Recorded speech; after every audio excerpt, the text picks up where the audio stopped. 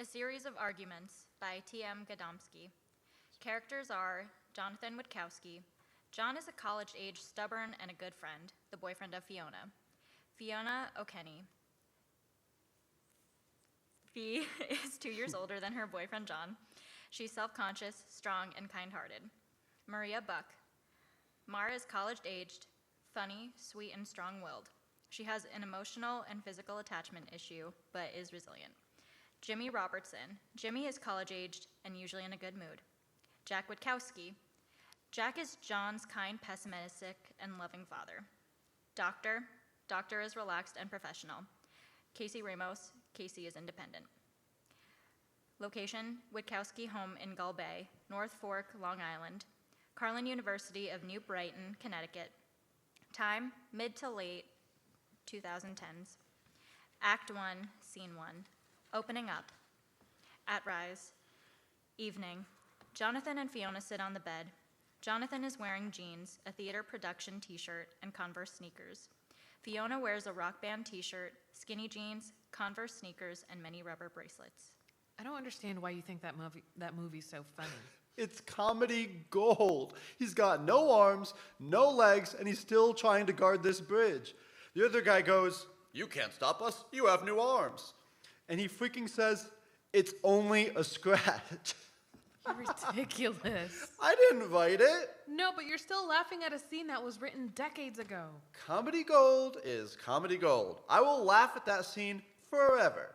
And if I ever stop, then you have permission to cut off my arms and legs and plop me at a bridge to protect the kingdom. You're weird. And yet, you love me. Sure I do. They kiss. You're so nice.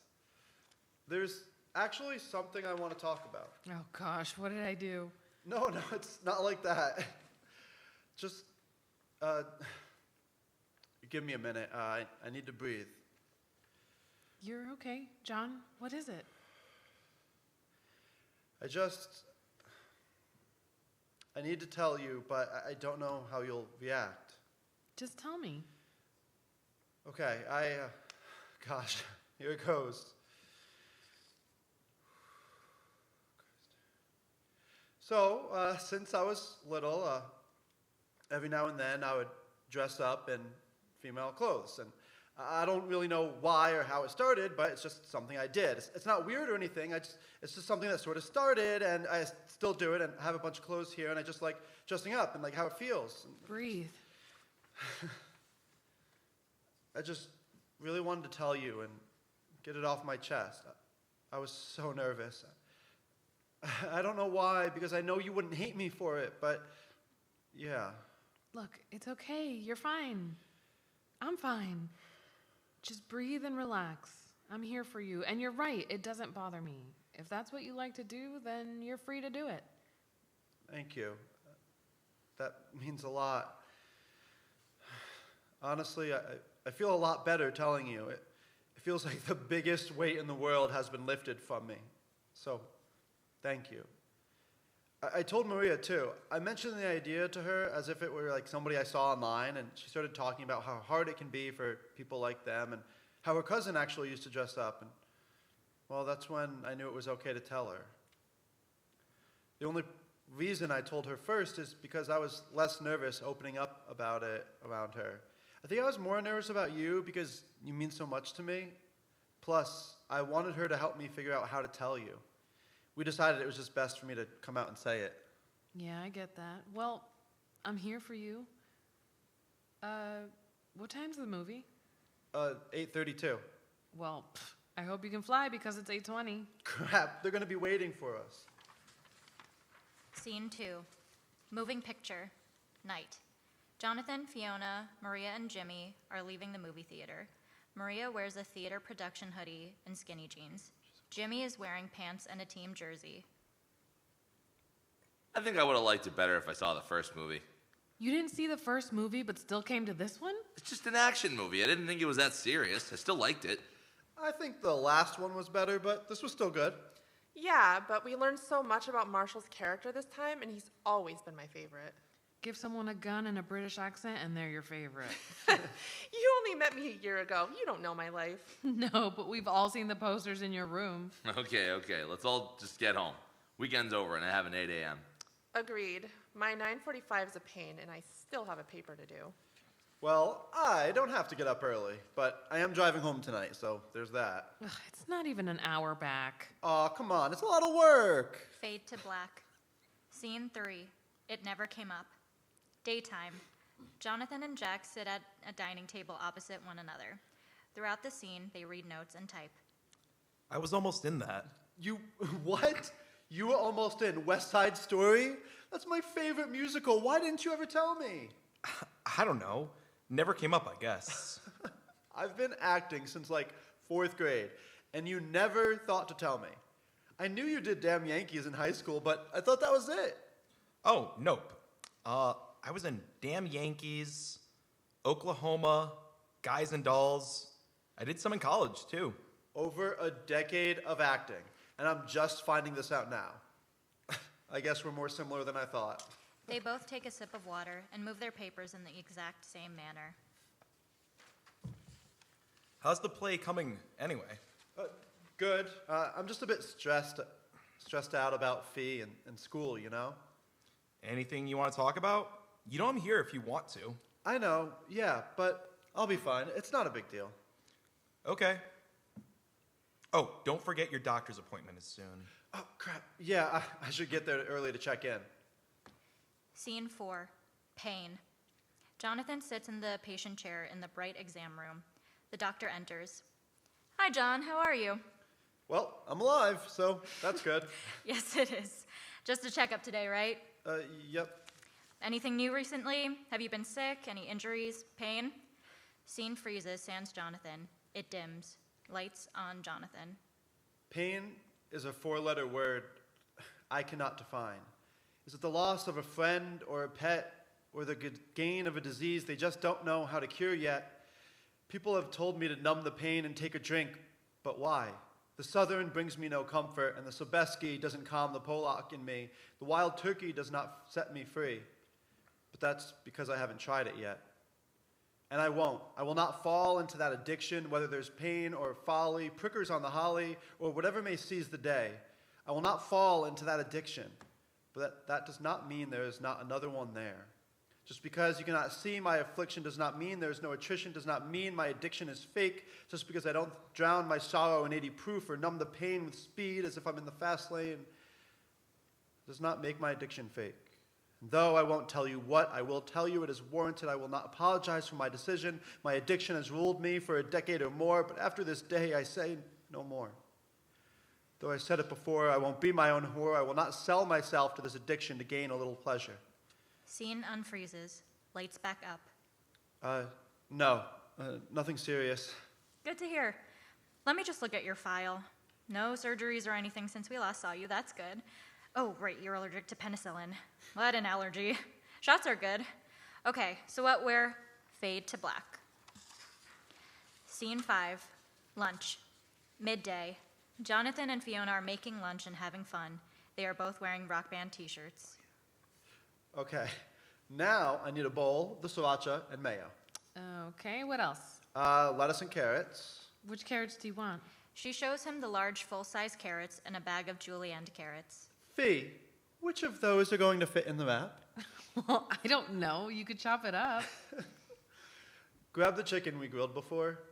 Now, if there's a large full-size chicken in there, it's not that one. You're a pain. I could just go eat somewhere else, you know. And yet, here we are. He finishes the wraps and hands Fiona one. She hands him a drink and takes the other. They sit at the table. So besides not being funny, what have you been up to today and yesterday? Nothing really since the movies the other night. I had a doctor's appointment, but just a checkup. Haven't been able to find anything as exciting as the museum we went to for our anniversary? Nothing's gonna top that. I didn't think I liked modern art, but there are some pretty cool things there. Oh, Jimmy's on a date right now. Left field? With who? Some girl from his class, I think. They went to that new mac and cheese place. Oh, I wanted to go there. Maybe after the benefit concert next week we can go. Are we still going to the pizza place tomorrow after my 12:15? Yeah, as long as you still want to. Yeah, just text me when you get home later so we can see what works. Scene 6. Date prep. Evening. Jonathan walks in and sits on the couch. Jimmy is already watching TV. Hey, dude. Hey, man. My lunch date with Kelsey went well. Oh, yeah? Went to that mac and cheese place on Main Road and talked for like 2 hours. That's good to hear. Oh, you reminded me that I have to text Fee about tomorrow. What's tomorrow? Lunch date. Oh, nice. Is that campus club event still happening this week? Yeah, day after tomorrow. Fee and I are handing out tickets to the benefit concert. I'll probably stop by. I just feel like they have 100 events every freaking day, and I can never keep track of them. I'm sick of all the emails. Definitely. Hey, at least those hockey emails help. Dude, I always forget when the games are. I'm sorry I won't be there tomorrow. I know we've gone to every game together this season, but I've got a lot going on, and I made plans with Fee at the same time by mistake. I mean, it is what it is. It's just one game. What you guys got going on anyway? Lunch at 2:30 was the original plan, so we'll see what happens. Your anniversary was recent, wasn't it? A year or something like that. Yep, 1 year as of a week ago. We went to the museum and got ice cream. It was nice. She had a good time. Fade to black. Scene 7. Some can see. Midday. Fiona is getting ready in front of the mirror. Wearing black skinny jeans and a black rock band t-shirt, she's finishing her makeup. She looks great. Good work. Took you an hour to get ready and you still look like poop. My hair's a freaking mess. Honey, I'm home. And you're still not funny. Just give me a minute. She stares into the mirror, disappointed and aggravated, turns the shower on and starts to take off her clothes. We don't see her. Am I early? I thought we were leaving at 2:30. I know my memory is bad. Was it 3:30? No, class got out late. I wasn't able to get ready in time. Oh, I'm sorry. Why? It's not your fault. No, I meant, I'm sorry for you. I don't know. Fiona is showering. She turns off the water, dries off, and grabs her sweatpants from the floor and puts the black rock band t-shirt back on. Exits bathroom to where Jonathan is. Hi, beautiful. You look good. He tries to kiss her. She turns her head away from him intentionally, and he kisses her cheek. Yeah, okay. You do. Why would I lie? Because we're in a relationship. You have to say nice things. I really don't. I'm being honest. You look nice. I'm going into my room. Okay, I'll wait outside, I guess. Fee, you hear me? Yes, I heard you. Some can see the beauty, the view, the river, the mountains. Some can love a song, the music, the tune, the lyrics, but not her. It's hard to see the beauty through a shade of gray. It's hard to love a song knowing the music will fade away. It's hard to be happy when life has always been that way. She sees the beauty in living things. She sees the beauty in living things. She smiles in the face of a pet. She becomes happy when she reaches where the wild things are. The difference between human and wildlife is no difference at all. She knows this is a wild life, and so she finds beauty in others. She sees herself in shades of gray, but others in bursts of color. Colors that she knows to be magnificent, emotions she can see. Feelings of those around her that she knows too well, but shows too little. She has roaring colors inside. She has floods of emotions. She has kept it all in for so long. She questions her own importance, her own colors, her own beauty. But the living things, they see the beauty in her. Jonathan starts writing in a notebook long enough to write the poem. While he is writing, Fiona is looking herself over in her bedroom mirror. Jonathan closes his eyes for a moment and falls asleep. Fiona enters. She sees the open notebook, picks it up, and reads it. Some can see the beauty, the view, the river, the mountains. Some can love a song, the music, the tune, the lyrics, but not her. It's hard to see the beauty through a shade of gray. It's hard to love a song knowing the music will fade away. It's hard to be happy when life has always been that way. She sees the beauty in living things.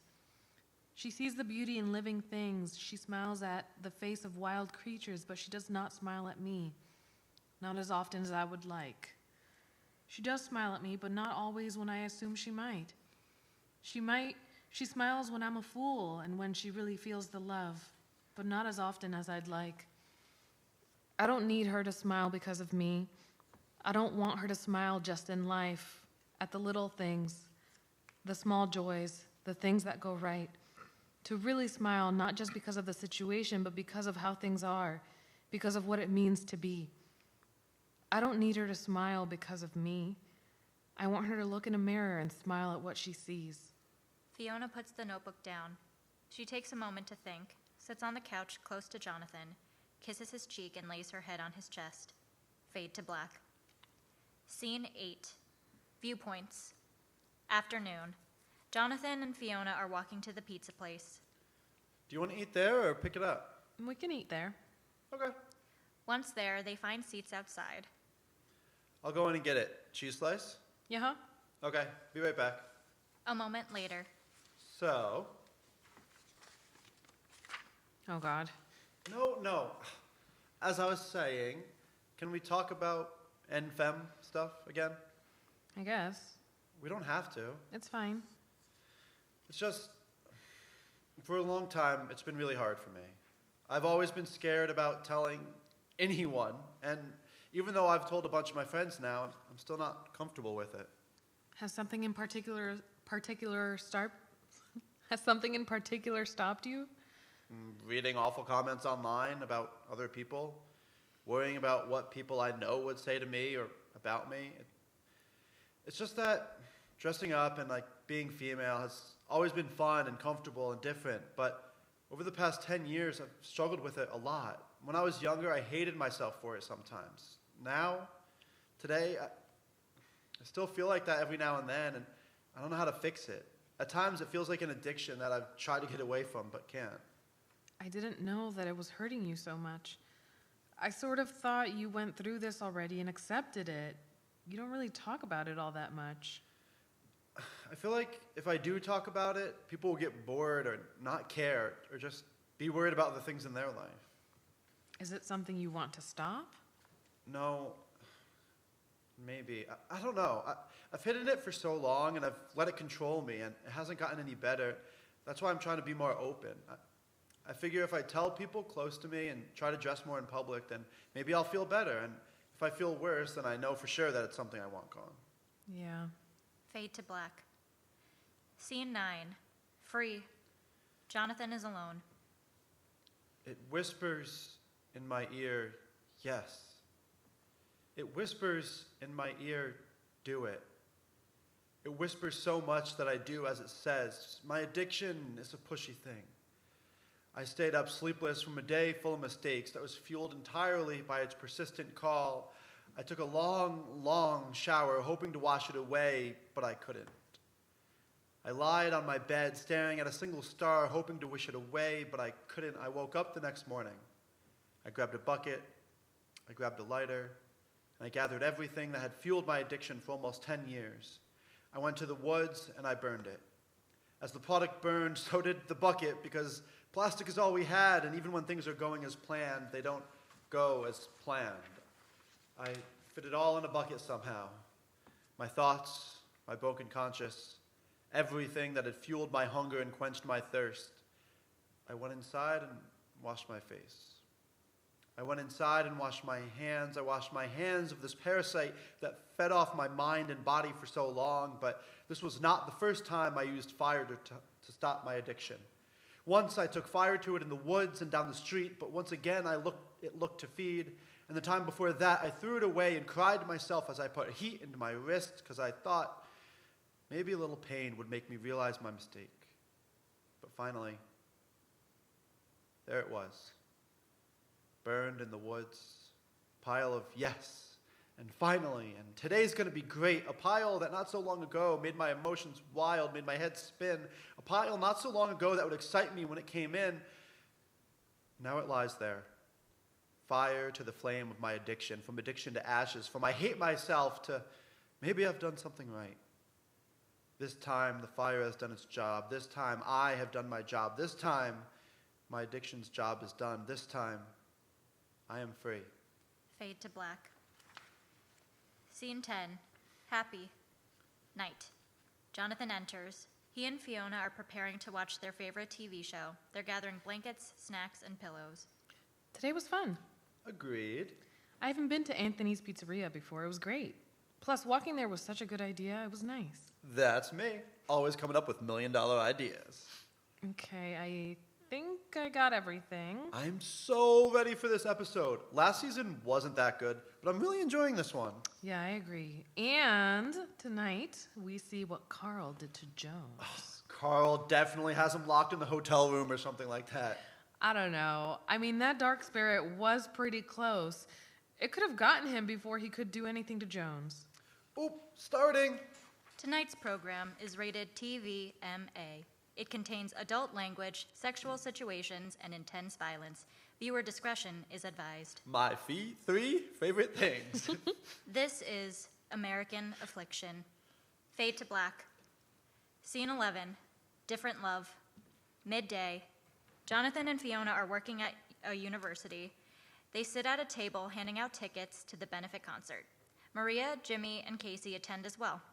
There are 2 other tables in the room. Each has pamphlets upon it. Maria walks up. Hey guys, this is where I get my ticket? College works. You can read. Haha, very funny. I have to at least try to have fun doing these things, Miss Maria Marisol Marina Marie Antoinette. Oh my god, I hate that you have a million nicknames for me. Anyway, yes, here's your ticket. Hope to see you there. Maria walks away. You know, before we started dating, I thought you and Maria liked each other. Really? Why? You guys were always together after class and in the dining hall. I don't know. I mean, that's valid, but she's just my best friend. She was the first person I met here after Jimmy, and we're in theater together. I love her, but she's like a sister to me. Fade to black. Scene 12, Dysphoria. Jonathan and Jimmy are at a mall. Jonathan stops as he looks inside a woman's clothes store, staring at a mannequin. Jimmy continues walking for a moment before he notices. Come on, what are you doing? Do you know what dysphoria feels like? What? Scene freezes sans Jonathan. It dims. Light on Jonathan. What it's like to try and speak? How it feels when you look down and see exactly what you don't want to see. See, with most, dysphoria sticks around, but with me, it comes and goes. She fights with him and he fights with her. Don't you know how hard it is to speak when the air won't enter your lungs? Low breaths and dark nights with no lights gets you through the days. The wrong clothes, whose are those? Right now, they're not mine, but later they will be. It'll feel great, I know it will. It'll feel right. Tight jeans, tight shorts, tight dress, short skirt, small shirt, the makeup, it'll feel right, but right now, they're not mine. Low breaths. Do you know how hard it feels? She fights to speak when the air won't enter your lungs. He fights when you look down and see. Do you know what dysphoria feels like? Scene unfreezes. Lights back up. Sorry, nothing. Fade to black. Scene 13. Too often. Evening. Maria sits on her bed messing with the TV. There's a knock on the door. It's open. Hey Marina, how was your day? I saw the pictures you sent me. Might as well delete them. And I thought you asked me over here because you like spending time with me. What happened? We hung out all day long and it was great. We had ice cream around 1, then walked around the mall, had dinner at like 4. Then, when we were walking back over here, he asked if I wanted to go up to his place and chill. I said I had some stuff to do, but he could totally come up to my place and we could hang out and work. Then he said he needed to do laundry and walked away. Sounds like a good day, even though he was an ass at the end. Here's the kicker. I came back up to my room and looked online. He put a picture up with some Allison girl from his class, and it said, movie night with 2 winky faces. Wait, I thought you guys were basically together. You've been talking for months now and doing whatever else. Or am I exaggerating and you guys haven't been that serious? No, we effing have been. And he got all pissy that I didn't want to come over, so he just called her. Like, what the hell? Well, call him, see what he says. And if you don't want to, then I will. No, I don't want to, and I don't want you to either. That's so freaking disrespectful, though, Mar. He's over there kissing some random girl when you guys have been going on a million dates, and everybody knows you're a thing. I'm gonna go over there. John, you can't. I won't let you. You shouldn't. Don't you understand that I'm doing this for you? I mean, I have to do this or he won't treat you right. That's his decision. If Ben doesn't want to appreciate me, then let him be. No.